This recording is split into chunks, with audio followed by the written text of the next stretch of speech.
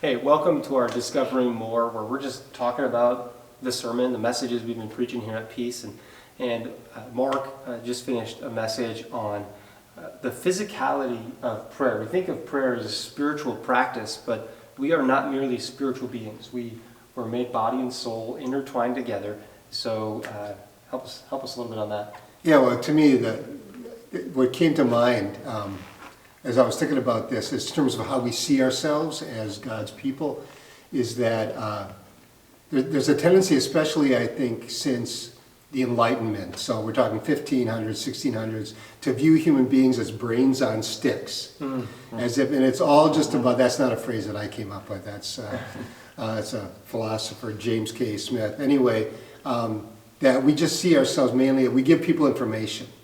But in fact, we're whole people, we're integrated people.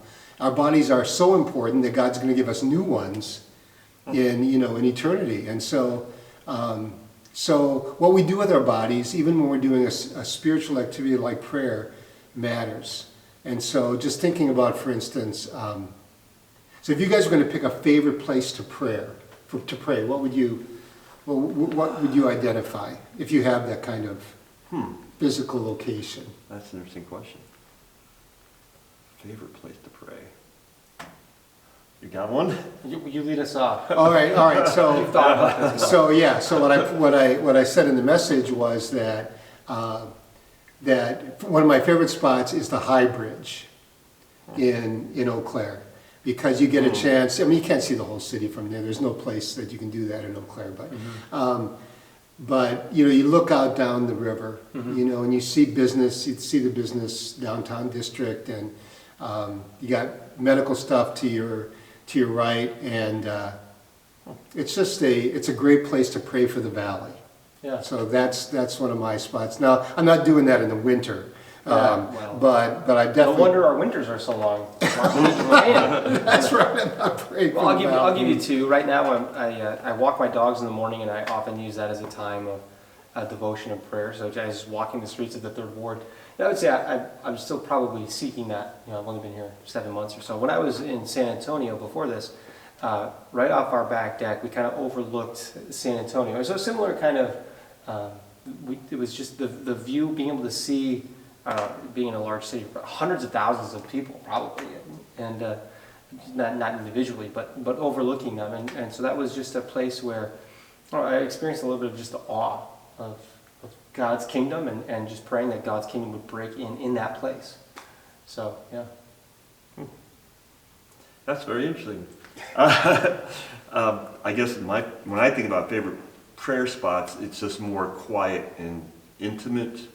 My front room is nice and bright. I sit on the couch. Sometimes and sometimes when I'm really earnest, I'll get down on my knees actually and pray. Leaning on the couch. But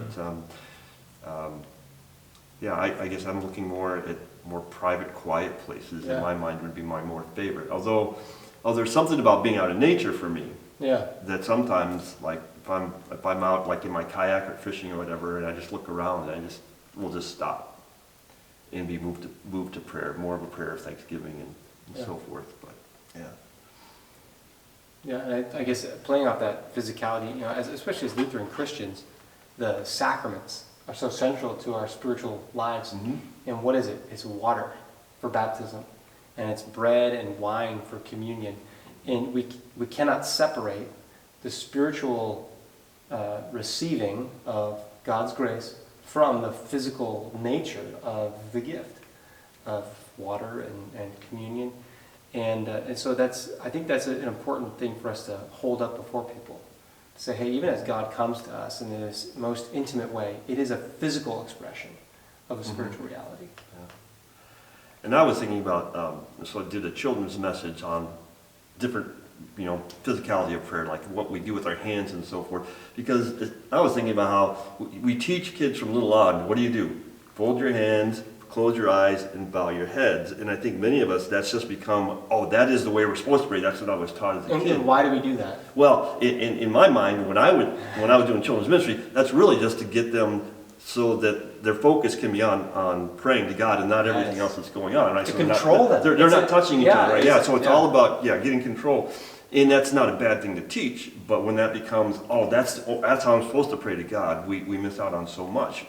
Last week we talked about emotions, right, and sharing emotions. Well, sometimes I think prayer, the physicality of prayer can be shown by our emotions. We raise our hands in praise. We're excited about something that God has done. There's all sorts of different ways that we can express the type of prayer we're doing just by simply how we're holding our bodies and so forth.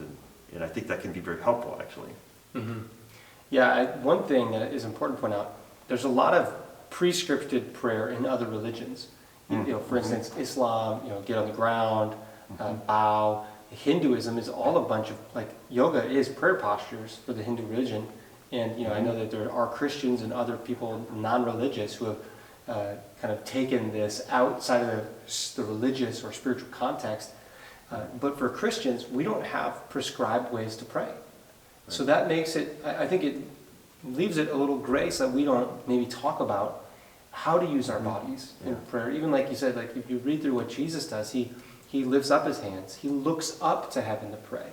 And we find him alone in the solitude praying and all these things. So I don't want to say it's a missed opportunity, but it's something that we could definitely use in our spiritual formation. You know where that started? The folding hands and bowing head. It started in medieval times, but that's how you were to approach your feudal lord. Eyes down, hands folded. So for the first 1,000 years or so of the church, that's not how they normally prayed. And so that's a later sort of innovation. Not that it's bad or anything like that. Again, we have freedom. And I think for kids, that's a really good way to teach them to pray. But yeah, I mean, it's more typical drawing coming out of the way ancient Jews used to pray. Again, would be more like this. Hands open, arms up, hands open. So sometimes when I lead really little kids in a message or something, I'll tell them, when you want your mom or your dad to hold you, what do? You put your hands up. So we want God to hold us. So just put your hands up. And for me, there's something about that that represents my openness too. Not only am I open to my sharing to God, but I'm open to receive what I need to receive from Him, which is another part of prayer we don't talk about very much, particularly in the Lutheran churches, is that that if we're paying attention, we can be praying to God and we're sharing with Him, but He does respond. And it may not be very obvious, but we want to be open and ready to receive from Him, even if it's just feeling His very presence as we pray. So last thing that I talked about is preparing physically for prayer. And that is immediately what comes up as fasting. And it was really interesting reading one Lutheran source that viewed this as fasting as a matter of, we could call it indifference, meaning that you can choose to fast or not to fast because it's not directly commanded. But if you look at it, it's hard for me to put fasting in that category as completely indifferent because, Jesus said, when you pray, when you give, when you fast. In the Sermon on the Mount, which would indicate to me that we're not dictated as to how we would fast, but that would become an element of our spiritual life. And so I got kind of convicted by it. Because, right now, I've kind of the last, several years, I've given the excuse, I'm already having to fast from wheat and eggs and so on, but that has nothing to do with my spiritual life, that's just a matter of food sensitivity. But I think that, for me, even if it was just a matter of one meal a day, 1 meal a week where I would not eat, and then instead pray during that time. That to me would be the kind of spirit as to what, when the scriptures talk about prayer and fasting. My first church, we got the leftovers from Panera Bread on Sunday mornings, so we just had so much food on Sunday mornings, and I'd often find myself overindulging and then getting sleepy during the service. So I picked up the spiritual practice of fasting on Sunday mornings. Until after the message, after the service. And then also what I noticed that did for me was it put a heightened emphasis on communion. I craved communion because like this is the first food I'm going to be eating. Yeah. For me, that's been a helpful personal spiritual practice. And then I think going a whole day without eating, it changes the way you look at the food you take in, and also how often you take in food.